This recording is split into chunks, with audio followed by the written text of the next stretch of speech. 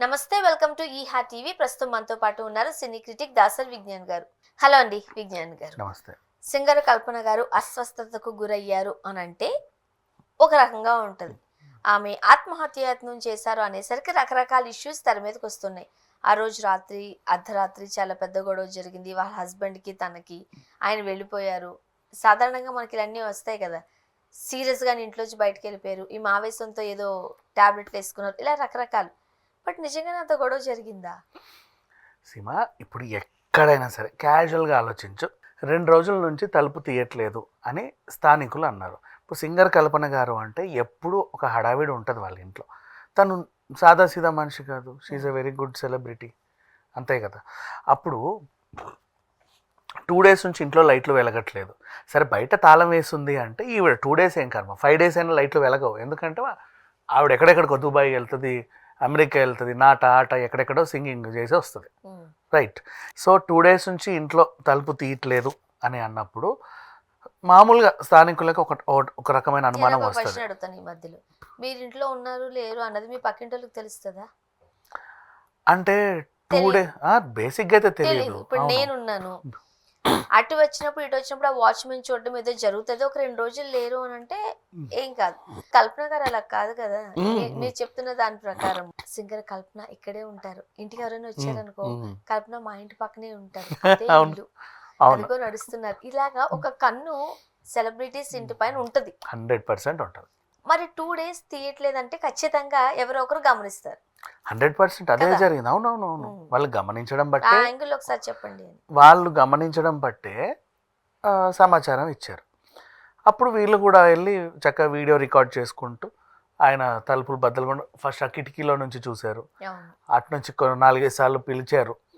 పైన బెడ్రూమ్ లోపలికి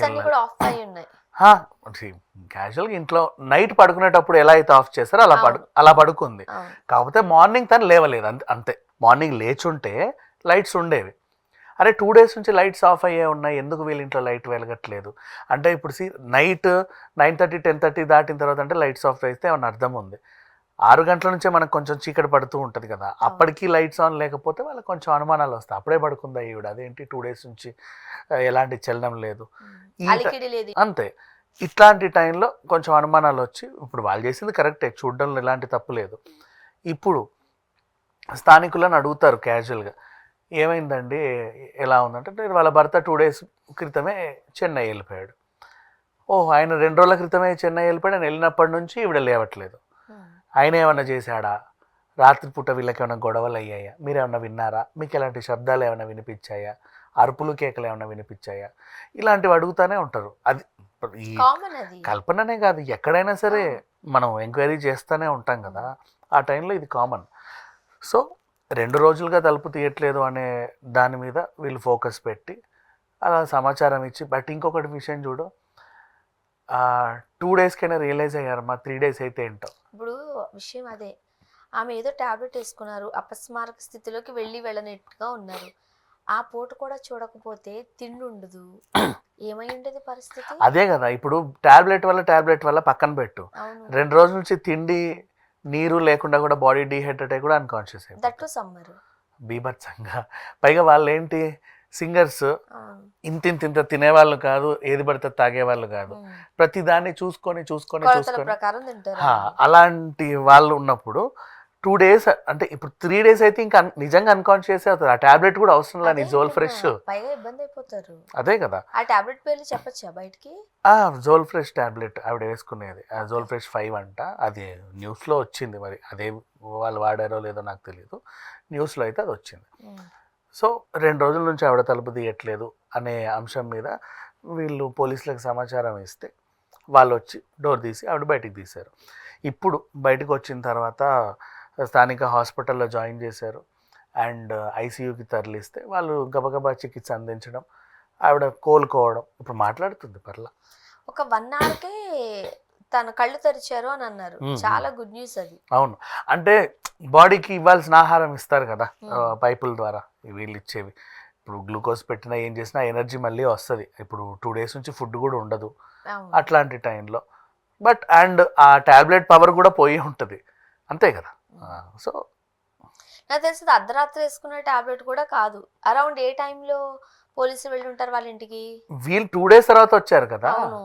ఆవిడ 2 రోజుల ముందే పడుకుంది. మరి 2 రోజుల ముందే పడుకుంటే అది పోతది కదా. ఎప్పుడో పోతుంది, మార్నింగ్ కల్లా వెళ్ళిపోతుంది.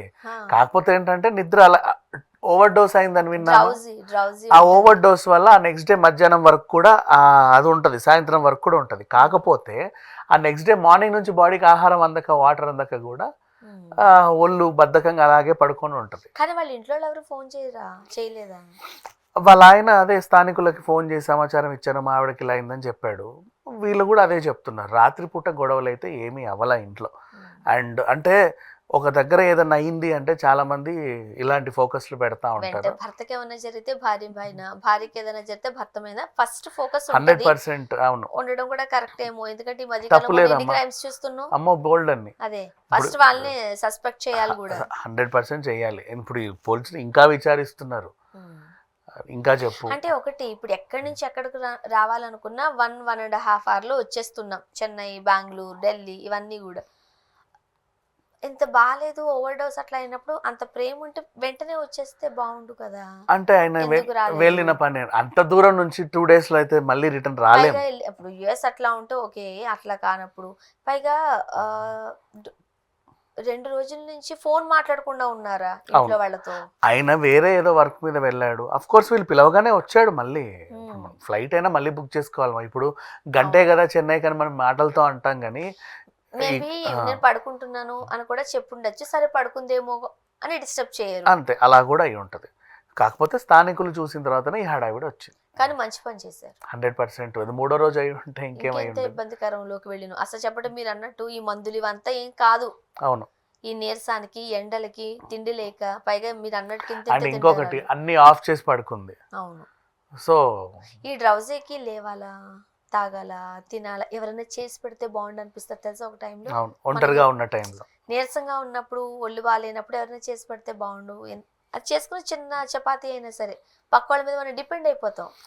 ఆ డిపెండెన్స్ తనకి 2 రోజులుగా అందల. అది ప్రాబ్లం. అది ఇబ్బందికరమైన పరిస్థితి. ఏదేమైనా సరే తొందరగా కోలుకోవాలని కోరుకుందాం.